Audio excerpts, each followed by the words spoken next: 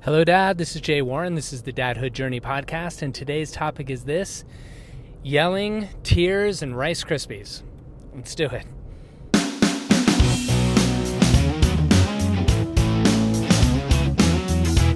Hi, my name's Nico, and you're listening to my dad, Jay Warren. This is the Dadhood Journey podcast. Thanks for listening. Pretty good. Now can we listen to it? Yep. All right, so this story I have to tell you about is something that happened not too long ago with Nico, and it had everything to do with yelling, with tears, and Rice Krispies. And my point of the story is really around yelling and what it can do to a kiddo. I mean, we all yell as parents. We get to that breaking point where we're yelling, trying to get our point across, or the attention to be paid, or for them to be disciplined or acquiesce. But I mean, I'm not going to go into, a teaching lesson around like all the science around yelling produces higher cortisol levels in kids that are sustained for hours and hours past the yelling event. It tends to make those kids more wired in a fight or flight sense because they're scared because of the cortisol levels. It tends to make them yellers themselves. So they're yelling back at you because they've learned it's okay. If dad yells or mom yells, it's okay for me to. But the point of my story around this is to show like what a shock it could be. And so the story is actually kind of funny in a way. There was a day that we were in the kitchen. Nico had a box of Rice Krispies, or, the organic version of it, whatever. And he took the bag of Rice Krispies and started running down the hallway towards the bedroom. And in the moment that I saw him like running, because he was just having fun and playing with it, in my head, all I saw was him running into the bedroom, chucking the Rice Krispies across the room and across the bed, and it making a horrible mess that I had to clean up. And you know how it is, Dad, like the whole thing of like, there's no sense in crying over spilled milk. It's like, no, like the spilled milk itself isn't a big deal, but when it's the 17th time in that day you've had to clean up spilled milk, you want to try and prevent the 18th happening. And so you try and intervene. So Nico's running down the hallway. I see him going towards the bedroom. I'm like, damn, I got to get there. So I start booking after him. I'm like, Nico, bring that back. Nico, bring that back. And he's not having it. So he runs into the bedroom and he's about to chuck it. And I yelled so loud, like, Nico, no! And he didn't chuck the bag of Rice Krispies, which was a good result there. But it scared him so badly to hear, one, my voice that loud, one, that deep, just gruff and scary. He turned around at me and went through like the most amazing range of emotions in maybe a 5-second period. So he whips around after me yelling at him in total fight or flight freeze mode of deer in the headlights of like, whoa, what was that? So he looks at me not bright-eyed, but like wide-eyed, completely freaked out. And then interestingly got pissed at me about it. So he went from shock to anger. So he got mad, and then he chucked the Rice Krispies. It was still folded up, so Rice Krispies didn't go all over the place, thankfully.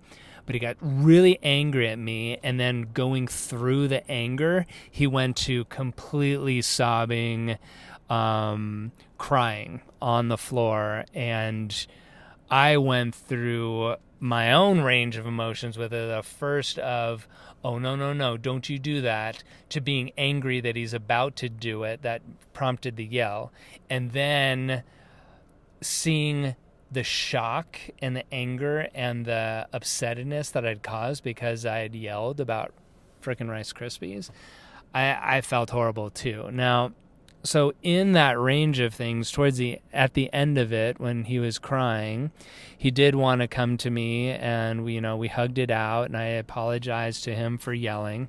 Said I didn't need to yell. I got angry that you were going to do that, explaining myself, but it's still no excuse. I shouldn't have yelled. And that's my belief. You might not have that belief, Dad. You might feel differently about yelling. And this isn't about you shouldn't yell. It's more about the range of emotion that I put my kiddo through and seeing how quickly he can move through it and how upsetting it was for him that I yelled at him. Now, some people would say, like, well, my kid doesn't do that when I yell at him. And maybe it's because they're just a different kid and they respond differently. And I totally get that certain kids need to be handled in different ways because they respond to different things. I still don't believe that yelling is the best way of handling things, although I do yell. I'm not saying that, even though that's not a way that I want to be with my kid and use as a wake-up call or a disciplinary thing. Like, I never want Nico to be afraid of me. I want him to respect our rules and to follow the rules, and if I do lose my temper and I do get angry and I do yell, I want him to know on the other side that I feel badly about that and I'm man enough to apologize for it, and that I shouldn't have done that. I'll try and do better, so he can see that and hopefully model that later on, that if he makes a mistake or does something or reacts in a way that he doesn't want to, because we all do that he can own up to it, fess up to it, and try and be better on the other side of it. So with that moment, we were able to bond and come together, and he said he was sorry for not paying attention or not listening. I think he said not listening.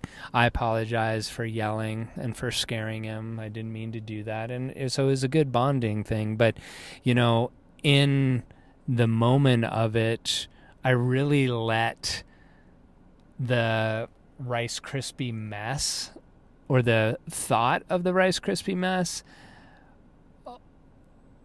become more than it was. I'm trying to word it like that it warranted, that it was an excuse for me to yell at Nico for it. Like, as far as the messes that Nico's created that I've had to clean up, dry Rice Krispies on the bed, not a big deal. That wouldn't have taken all that much. But it didn't justify yelling and freaking out my kid, in my mind. I felt bad about that. But it just goes to show how quickly, in a second, Rice Krispies that were on the counter are now in the hands, running towards the bedroom to make a big mess. Like, in those seconds, boom, I want reactivity, and I yelled in a way that I didn't want to do. So lots of different messages that I'm hearing in myself as I'm saying this, about reaction time, about yelling, about bonding on the other side of it, all those kind of things. What are you getting from this? In the post that's in the Facebook group, go ahead, share your experience with that. Where are you a yeller? Are you totally against yelling? Have you been a yeller and you're trying to change it? Did you grow up with yelling? How did that shape you as a dad? I can say that in my house, like, my parents weren't yellers. So maybe there's a charge of like, oh, if my parents didn't yell, I shouldn't either. Who knows? Share your thoughts on it. Share your advice. If you have questions, or you see questions from other dads that you feel you can add value to, please do that. Support each other in this, because a lot of dads I work with resort to yelling because, hey, let's face it, it does get them to pay attention. It does sometimes get them to do what you want them to do. But long-term wise, it's not a great strategy of, one, having you be heard as a dad, and for them to follow the rules. There's much more constructive, healthier ways of doing it, I think. What do you think? Let me know. Put it in the comments in the Facebook group. So until next time, take care of yourself, take care of your family, and we'll check in with each other next time. I hope you enjoyed that episode. You can hang out with other dads in our Facebook group. Just go to Facebook, search for the Dadhood Journey, and apply to get in. See you there, and see you on the next episode. Thanks for listening. Bye. Perfect. Here we go, Dan.